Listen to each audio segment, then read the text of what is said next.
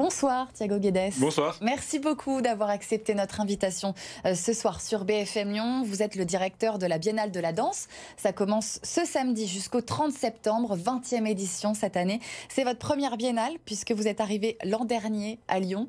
Est-ce que vous êtes excité, un petit peu d'appréhension? Bien sûr, et c'est un énorme plaisir, un énorme honneur être le directeur après Guy Darmé et Dominique Hervieux et de prendre en les mains cette 20e édition dans une biennale aussi qu'on peut le faire à 100%. Donc en 21, on a fait une biennale encore avec cette un peu réduite avec le Covid. Avec le Covid. Donc là, on est très content et très excité de commencer cette biennale demain. Quelles sont les nouveautés cette année? Il y a énormément de nouveautés. Déjà, on démarre le week-end d'ouverture avec deux axes principaux. Donc, la création d'un nouveau spectacle pour le ballet de l'Opéra de Lyon. Donc, demain, samedi et dimanche, le défilé, notre grande parade chorégraphique que lie la place d'Hétéro à Bellecour avec 3500 participants amateurs. C'est énorme. Qui ont travaillé pendant un an avec tous chorégraphes professionnels et cette fois avec un thème art et sport, donc un clin d'œil aux Jeux Olympiques, mais aussi à la Coupe du Monde de rugby. Évidemment. À partir de 14h30, donc ce défilé qui reliera la place d'Hétéro à la place Bellecour. Cette biennale, vous l'avez préparée avec votre prédécesseur, Dominique Hervieux. Qu'est-ce que vous avez apporté, vous, comme particularité? En fait, la grande force de la Biennale de la danse de Lyon, c'est montrer la grande diversité esthétique de ce que c'est la chorégraphie aujourd'hui. Donc, quand j'arrivais, Dominique Hervieux avait laissé déjà beaucoup de projets sur la table. Et après, nous, quand on est arrivé, on a rajouté des autres couches, des autres portes d'entrée.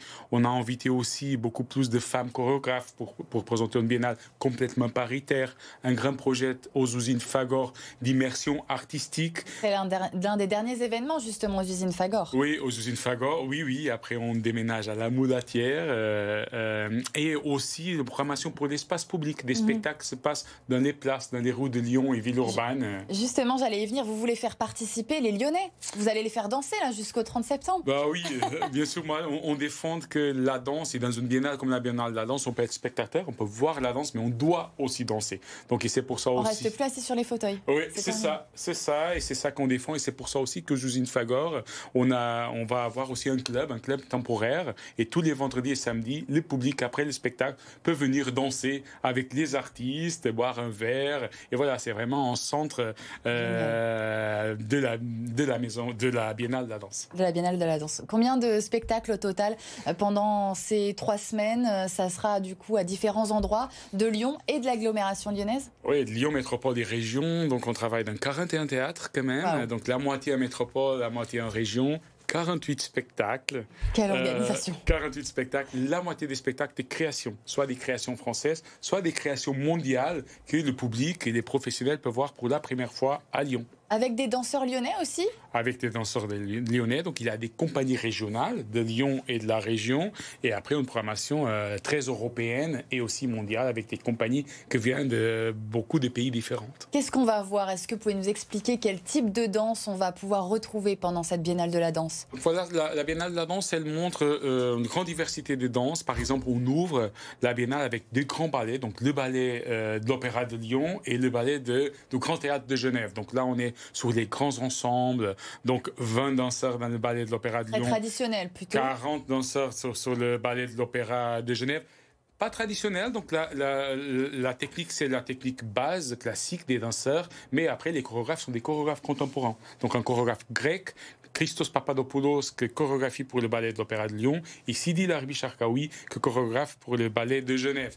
Mais après, on montre aussi des jeunes chorégraphes, des jeunes troupes, des jeunes compagnies, 2-3 danseurs, qui aussi profitent de la Biennale pour montrer les artistes, qu'on dit les artistes de l'avenir, que profite la Biennale pour être une grande vitrine pour des projets de l'avenir. Ils feront des premières parties, ces jeunes, c'est ça? Oui, ces jeunes, ils font des premières parties. Ça, c'est dans la programmation de la Maison de la Danse. La Maison de la Danse, après, pardon, en octobre, mais il y a des jeunes artistes, notamment avec nos complices, par exemple, pour Subsistance, à Lyon, sont vraiment des viviers des jeunes artistes qu'on veut aussi valoriser pendant la Biennale. C'était important pour vous de les valoriser, pour leur donner une chance? C'est une visibilité... C'est une visibilité très forte et ces jeunes artistes, jeunes, sont les grands artistes de l'avenir. Et la Biennale a un rôle vraiment de donner visibilité soit aux grands artistes, grands chorégraphes mondiaux, mais aussi lancer des nouveaux artistes. C'est ça sa force de la Biennale. C'est cet équilibre des formats, mais aussi des générations qu'on présente.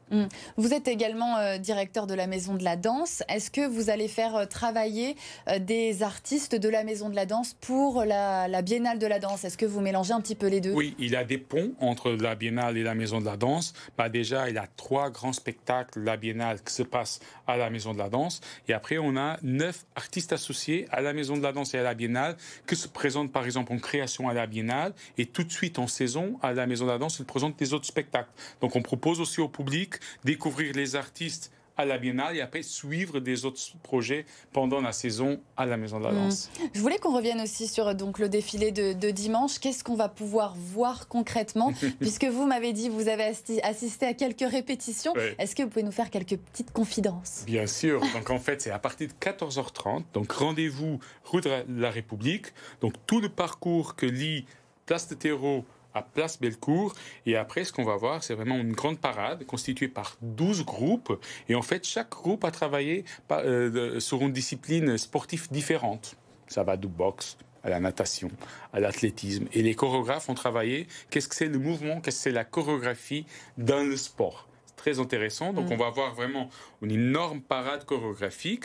Et après, à Bellecour, quand il y a le 12e groupe qui arrive, il y aura un énorme spectacle signé par Rachid Ourandam, le directeur de Chaillot, Théâtre National de la Danse à Paris, qui offre à tout le public qui est sur la place Bellecour un spectacle. Et ce spectacle qui s'appelle Les Traceurs, c'est fait avec des acrobates, mais aussi avec Nathan Poulain, c'est un eyeliner qui va traverser sur un fil toute la place Bellecour. Donc ça va être un spectacle très poétique après cette parade, offert à tout le public. Et après, ça y est, la Biennale démarre. Super. Et on a vraiment hâte que ça commence. Merci beaucoup, Thiago Guedes, d'avoir été notre invité ce soir sur BFM Lyon. On vous souhaite plein de belles choses et bonne chance pour cette première Biennale de la danse. Pour rappel, ça commence ce samedi jusqu'au 30 septembre.